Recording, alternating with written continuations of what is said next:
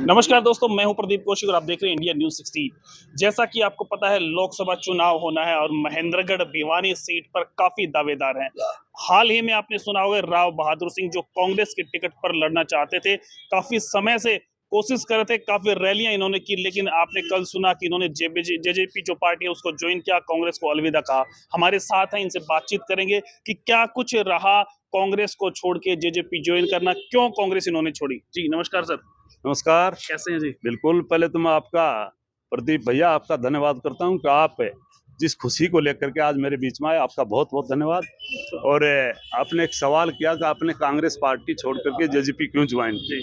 ये JJP party मेरे लिए कोई नई पार्टी नहीं है, क्योंकि 1996 से लेकर के इस पार्टी के साथ में हमने 2014 तक काम किया।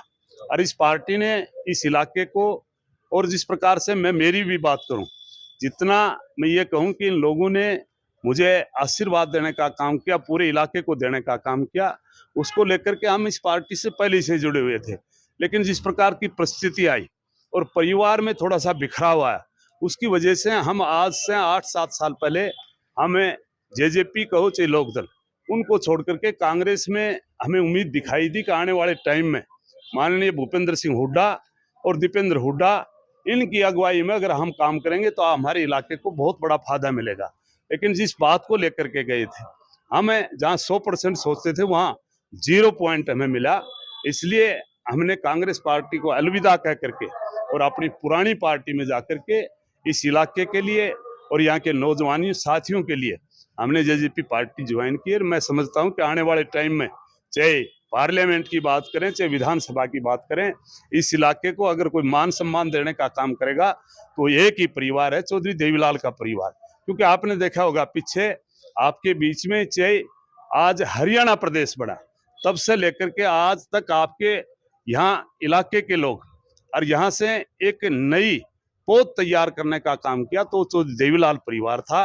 चाहे आपके बीच में जो नई नई पौध पैदा करने का काम किया और आपको जो सम्मान देने का काम किया, चाहे राव तुलाराम की छुट्टी की बात हो, चाहे राव तुलाराम की स्टेचू की बात हो, चाहे आपके रेवाड़ी को नया जिला बनाने की बात हो, और चाहे राव वीरेंद्र को पार्लियामेंट में भेजने की बात हो, और चाहे इस इलाके में चाहे राव लक्ष्मी नारायण की बात करें, रामविलास शर्मा की बात करें, कैलाश शर्मा की बात करें, चाहे संतोष एचपीएससी के मेंबर की बात करें, राव मान सिंह की बात करें, इस इलाके में रघु यादव की बात करें, राम नारायण की बात करें, इस इलाके में सबसे बड़ी बात, मेरे जैसे एक छोटे से परिवार के आदमी को भी अगर विधानसभा में भेजने का काम किया, और उन्होंने तो मेरे को अपनी टिकट दे करके अपना पार्लियामेंट का दिल्ली में भी एमपी बना करके भेजने का काम किया, वो तो हमारे इलाके की कमी थी, उसकी वजह से मैं दिल्ली जाता जाता रुक गया।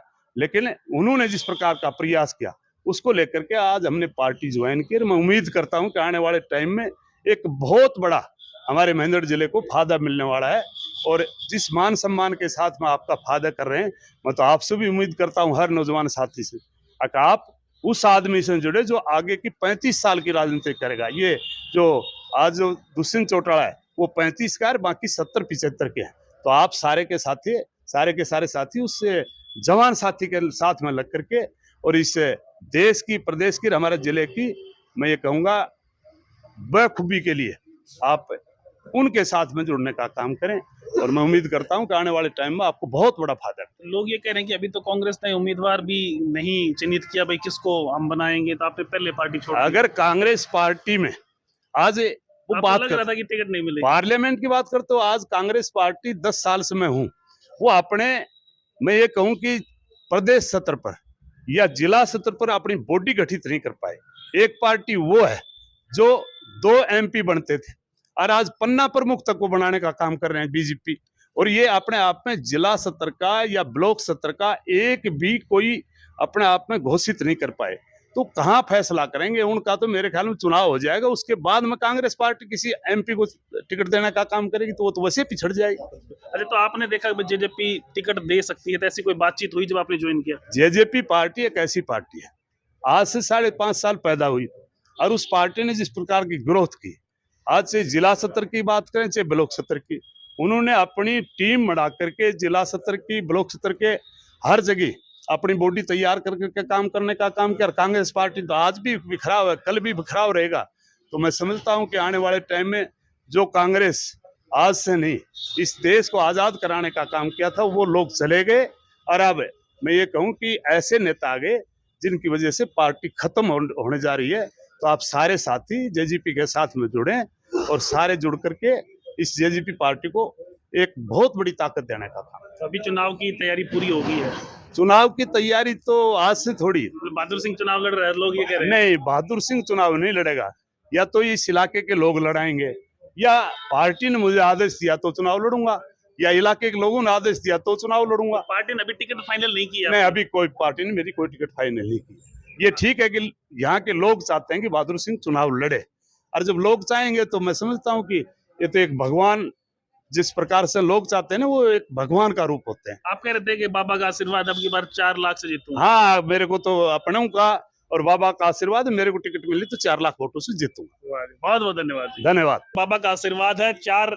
लाख वोटों से मैं जीतूंगा, तो लगभग टिकट मिलना तय है। ये तो बातें हैं कि भाई टिकट अभी मिली नहीं है, ज्वाइन करने की बातें हुई और टिकट अभी जल्द ही मिल जाएगी, और चुनाव लड़ेंगे राव बहादुर सिंह, जो लोकसभा सीट है भिवानी महेंद्रगढ़। वीडियो को शेयर करें और लगातार देखते रहे इंडिया न्यूज़ 16। नमस्कार, धन्यवाद।